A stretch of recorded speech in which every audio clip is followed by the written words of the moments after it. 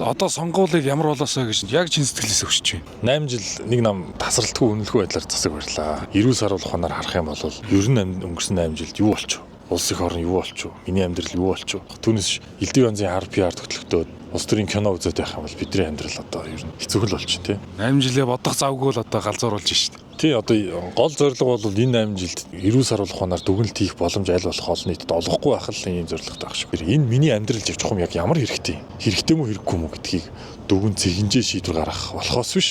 Энэ хүнээс ишиг авч чадах нь уу? Энэ хоёрын тулаанд хэн дийлэх нь гэдэг бол бидний хувь хүнээс амьдралд бол падлыг үзүүлж таарч байгаа юм л та. Энэ цаагаараа үндэсний одоо энэ оюун санаанд ямар хор ашигтай юм? Үндэстэнд бол нэг өөртөө их итгэл гэж байдаг үндэсний. Монголд бол ямар ч одоо ирээдүй алгаа. За нэгсэн тоо нийгэм бол нийгмийн давхар хоорондын шилжилт хийх боломж бол бидэрт харагдахгүй байна гэсэн улсууд бол гадагшаа зорж байгаа. Нийгэм нэг жишг тогтно гэж тий. Тэгэхээр одоо улс төрийн соёлд одоо улс төр хийх монголчуудын соёлд буруу жишг тогтох юм бол энэ нь алстаа маш буруугаар эргэх, хойч үедээ буруугаар нөлөөлөх ийм эрсдэлтэй байдаг.